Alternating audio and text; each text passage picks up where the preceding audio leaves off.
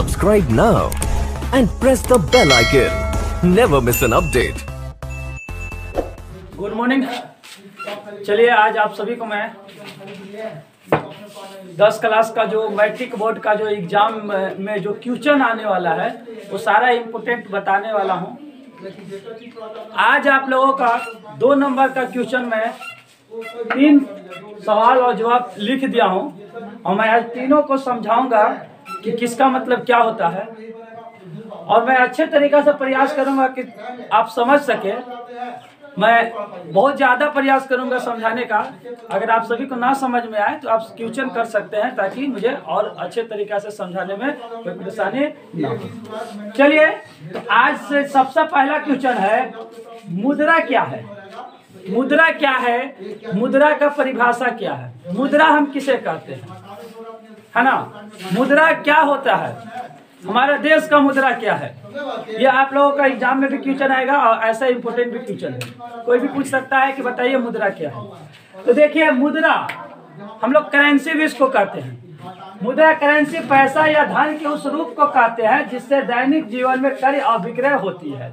यानी हम मुद्रा उसको कहते हैं जो अपने जीवन में कुछ खरीदते हैं उससे और कुछ उससे बेचते हैं, उसको हम क्या कहते हैं? पैसा कहते हैं। क्या कहते हैं? पैसा कहते हैं।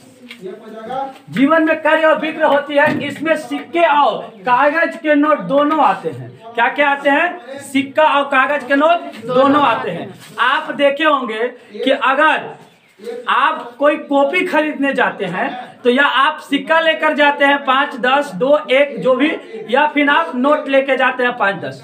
तो ये क्या है? अगर आप इस कॉपी का कागज लेके जाइएगा तो आपको अगर कॉपी खरीदना हो तो मिल जाएगा? नहीं मिलेगा। तो सरकार या देश का जो दैनिक जीवन को चलाने के लिए, दैनिक जीवन में जो कार्य खरीदने और बेचने के लिए पैसा का प्रयोग किया गया है, यानी मुद्रा का प्रयोग किया गया है। किस चीज का प्रयोग किया गया है? मुद्रा का प्रयोग किया है। मुद्रा से हम लोग कोई सामान को बेच सकते हैं, कोई सामान को खरीद सकते हैं, अपना जीवन यापन कर सकते हैं, है ना? और ये 2 प्रकार का, एक नोट होता है और एक सिक्का भी होता है, आप सभी जानते होंगे। आमतौर से किसी देश में प्रयोग की जाने वाली मुद्रा उस देश की सरकारी व्यवस्था द्वारा बनाई जाती है। मसलन भारत में रुपया व पैसा मुद्रा है। ये जो किसी भी देश में वहाँ का सरकारी व्यवस्था द्वारा ये पैसा बनाया जाता है। हम और आप पैसा नहीं बना सकते हैं। उस देश का, जिस देश का मुद्रा मतलब जिस देश का मुद्रा बनाया है उस देश का सरकारी व्यवस्था द्वारा मुद्रा बनाया जाता है और उस मुद्रा द्वारा हर देश का अलग अलग मुद्रा रहता है। जैसे हमारे देश में मुद्रा क्या है? आपका पैसा व रुपया, है ना? किसी देश में देखिएगा डॉलर चलता है, किसी देश में आप देखिएगा रियाल चलता है ना? किसी देश में आप देखिएगा टक्का बोलते हैं। यानी हर जगह पे अलग अलग प्रकार के मुद्रा का नाम है और जिस देश में वहाँ का सरकारी व्यवस्था द्वारा ही मुद्रा का बनाया जाता है, मुद्रा द्वारा किया जाता है। ठीक है? आप लोग एक विभाग होता है पैसा बनाने वाला। अब आप लोग को एक चीज और हम इसी में जोड़ देना चाहते हैं कि ये जो मुद्रा बनता है ये आरबीआई बनाता है। आरबीआई कौन बनाता है? आरबीआई। आरबीआई एक भारतीय रिजर्व बैंक, है ना? एक बैंक है, वो बैंक द्वारा ये बनता है, वो सरकारी बैंक है ना? और इसका गवर्नर बनाता है। कौन है? गवर्नर का साइन रहता है। किसका साइन रहता है? गवर्नर का साइन रहता है। आप अपना पैसा में देखिएगा, है ना? 10 का नोट निकाल के आप देखिएगा कि वहां पे आपका गवर्नर का सिग्नेचर लिखा हुआ रहेगा और आरबीआई, भारतीय रिजर्व बैंक। ये भारतीय रिजर्व बैंक, है ना? ये देश का, भारत देश का सरकारी बैंक है। इसके अलावा जितना बैंक है, स्टेट बैंक, पंजाब, ये वो सारा प्राइवेट बैंक है ना? इसके द्वारा चलता है, आरबीआई के द्वारा चलता है। ठीक है? तो ये हमारा जो मुद्रा है वो मुद्रा किसी भी सामान को खरीदने और बेचने के लिए हम लोग प्रयोग करते हैं। यह हर देश में अलग अलग प्रकार का मुद्रा का नाम दिया जाता है। जैसे हमारे देश में पैसा व रुपया कहते हैं। क्या कहते हैं? पैसा या रुपया कहते हैं। तो मुद्रा का परिभाषा समझ में आ गया, है ना? ये 2 प्रकार का हो सकता है, एक कागज के तौर पे हो सकता है या आपका एक सिक्का के तौर पे हो सकता है। 3 पॉइंट इसमें ध्यान देना है। पहला, मुद्रा उसे हम कहते हैं जो किसी भी सामान को खरीदने, कार्य या विक्रय, कार्य मतलब खरीदना और विक्रय मतलब बेचना, खरीदने बेचने का प्रयोग लाने के लिए हम पैसा का प्रयोग करते हैं। पहला पॉइंट ध्यान रखना है। दूसरा पॉइंट ध्यान रखना है कि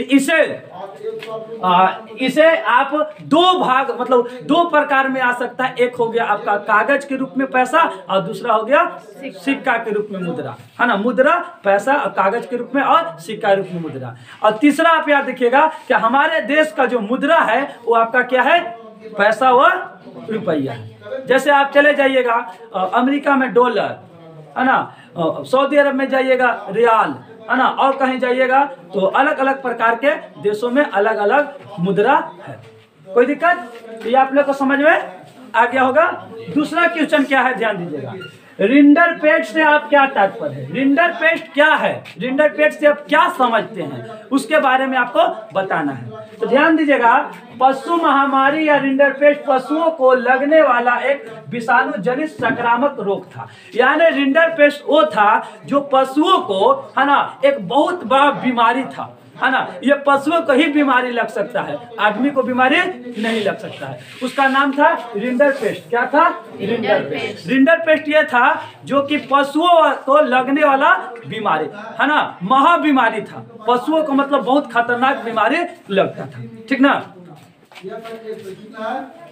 था, जो अब विश्व से समाप्त हो चुका है। यह भैंस एवं कुछ अन्य पशुओं को लगता था। यानी कह रहा है कि ये पूरे विश्व से, पूरे दुनिया से ये बीमारी क्या हो गया है, समाप्त हो गया है ना। लेकिन ये जो बीमारी लगता था वो भैंस को लगता था और कुछ अन्य बैलों को भी लगता था, है ना, अन्य जानवरों को भी, अन्य पशुओं को भी लगा करता था। इस रोग से ग्रस्त पशु को ज्वर, अतिसार यानी पोकनी या डायरिया, मुंह से लार टपकना आदि लक्षण देखने को मिलता था। देखिए, ये जो बीमारी जो पशुओं के जो होता था, ये क्या होता था कि मुंह से लार टपकना, है ना, पोकना, पोकना मतलब जानते हैं ना, है ना, जैसे पशु मतलब क्या, इसको पशु लोग को देखिएगा पूरा एकदम जो उन लोग लैट्रिन करते हैं, है ना, उसको क्या होता है, एकदम पोकना, एकदम पानी टाइप का, है ना, पोकना, उसको डायरिया कहते हैं। क्या कहते हैं? डायरिया कहते हैं। तो ये जो बीमारी रिंडरपेस्ट वो ऐसा बीमारी था जिसमें ये पशुओं का बीमारी था, महामारी बीमारी, ठीक है। क्या था? पशुओं का महामारी बीमारी, है ना। अब पशुओं का बीमारी, इसमें भैंस एवं अन्य कुछ पशुओं को यह बीमारी होता था। लेकिन अभी पूरे विश्व में यह बीमारी क्या हो गया, समाप्त हो गया है ना। बीमारी क्या हो गया, समाप्त हो गया है। और ये बीमारी का लक्षण, जैसे अभी कोरोना का लक्षण देखिएंगे कि सर्दी हो गया, खांसी हो गया, खांसने लगे तो कोरोना हो गया, है ना, ये लक्षण। उसी तरीका से वो भैंस का लक्षण, ये बीमारी का लक्षण था कि अगर वो पोकना जानते हैं ना, हाँ, गीला टाइप लेटरिन करना। और दूसरा चीज था उसका, है ना, मुंह से लार निकलना। क्या निकलना? मुंह से लार टपकना, है ना। ये सब क्या था, ये लक्षण था, है ना। किसका लक्षण था? रिंडरपेस्ट बीमारी का लक्षण था। रिंडरपेस्ट बीमारी पशुओं को सिर्फ लगता था, जानवरों को नहीं लगता था। जैसे अभी कोरोना बीमारी किसको है, मनुष्य को लग रहा है, जानवर को नहीं लग रहा है। उसी तरीका से रिंडरपेस्ट बीमारी पशुओं का बीमारी था और बहुत भयानक बीमारी था, है ना। और इसमें उन लोगों को, भैंस एवं अन्य कुछ पशुओं को लगा करता था। और उसके साथ साथ इन लोग का लक्षण था डायरिया, पोकना, है ना। और दूसरा है मुंह में से लार जो होता है ना, वो टपकना। तो बात को समझ में आ गया होगा रिंडरपेस्ट क्या है। चलिए अब हम तीसरा बात करते हैं, तीसरा क्वेश्चन का, उदारीकरण से क्या तात्पर्य है। उदारीकरण हम किसे कहते हैं, उदारीकरण से क्या आप समझते हैं। तो ध्यान दीजिएगा, उदारीकरण का अर्थ है ऐसे नियंत्रण में ढील देना या उन्हें हटा लेना। ऐसे नियंत्रण में ढील देना, ढील मतलब जानते हैं ना, छोड़ देना, हटा लेना, जिससे आर्थिक विकास को बढ़ावा मिले। यानी उदारीकरण का मतलब यह है कि ऐसे चीज में ढील देना या उसको हटा लेना जिसमें आर्थिक विकास में क्या हो, बढ़ावा मिले, आर्थिक विकास को मदद मिले। आर्थिक मतलब क्या होता है, इनकम। क्या है? इनकम, ठीक ना। हमारे देश का इनकम, हमारे देश के जो जमीन से जो मिलता है ना, जैसे पेट्रोल हो गया, है ना, जैसे आपका कोयला हो गया, इससे हमारे देश का इनकम मिलता है और ये सरकार का अर्थव्यवस्था को बढ़ाता है। ठीक ना, इस प्रकार का। तो वही है कि ऐसे औदारीकरण का अर्थ ऐसे नियंत्रण में ढील देना है, उन्हें हटा लेना, जिससे आर्थिक विकास में, किसका वर्ष में आर्थिक, शारीरिक नहीं, शारीरिक मतलब शरीर का, ठीक ना, आर्थिक विकास में मतलब इनकम में वो बढ़ावा मिले। उदारीकरण में वो सारी क्रियाएं सम्मिलित है जिसके द्वारा किसी देश के आर्थिक विकास में बाधा पहुंचने वाली आर्थिक नीतियों, नियमों, प्रशासनिक नियंत्रणों, प्रक्रियाओं आदि को समाप्त किया जाता है या उनमें स्थिरता की दी जाती है। यानी कह रहा है उदारीकरण के मतलब हम आसान से समझ लीजिए, उदारीकरण को हम उसी को कहते हैं जो कि किसी भी चीज को आर्थिक, देश के आर्थिक में विकास में बढ़ावा मिले। अगर कोई चीज, अगर कानून बना है जिससे आर्थिक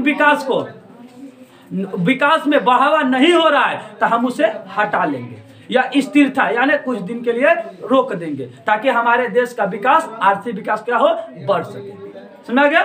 उदारीकरण का मतलब क्या है? किसी भी आर्थिक विकास को बढ़ावा देने के लिए किसी भी चीज को हटा देना या उसे ढील दे देना। क्या कर देना? ढील दे देना या उसको हटा लेना, है ना। तो ऐसे प्रशासनिक अगर कोई ऐसा कानून लागू हो गया हो जिससे आर्थिक विकास में, देश के आर्थिक विकास ना हो रहा हो, तो उसमें क्या कर देना? ढील दे देना, यानी छूट दे देना कि ये काम छोड़ दो, अब बाकी तुम ये काम से आर्थिक विकास देश का हो। तो ऐसा उदारीकरण का मतलब है किसी भी विकास में रुकावट ना बने, और अगर रुकावट बन रहा है तो उसको ढील दे देवे, उसको छोड़ देवे। ठीक है, तो आप सभी को मिला, समझ में आ गया होगा? सबको समझ में आ गया? कोई दिक्कत?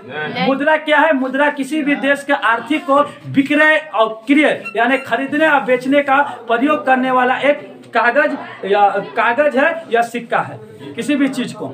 ठीक है, दो भागों में इसको कह सकते हैं, एक कागज कह सकते हैं और एक सिक्का। दो रूप में मुद्रा निकल सकता है। भारत देश का मुद्रा क्या है? पैसा या रुपया। कोई दिक्कत? दूसरा क्या? इंटरपेस्ट, रिंडर पेस्ट। तो रिंडर पेस्ट से वो भी, रिंडर पेस्ट से क्या आप समझते हैं? तो रिंडर पेस्ट उसे कहते हैं जो पशुओं को बीमारी था, एक महामारी बीमारी था जिसमें भैंस एवं अन्य पशुओं को वो बीमारी के चपेट में ले लिया करता था। ठीक ना, लेकिन अभी विश्व में ये समाप्त हो गया है। इस बीमारी को लक्षण था, इस बीमारी को नाम हम लोग कहते थे डायरिया, है ना, पोकनी। ठीक ना, क्या है? पोकनी, या लक्षण था पोकनी या मुंह से लाल टपकना, ये सब क्या है? रिंडर पेस्ट का ये लक्षण था।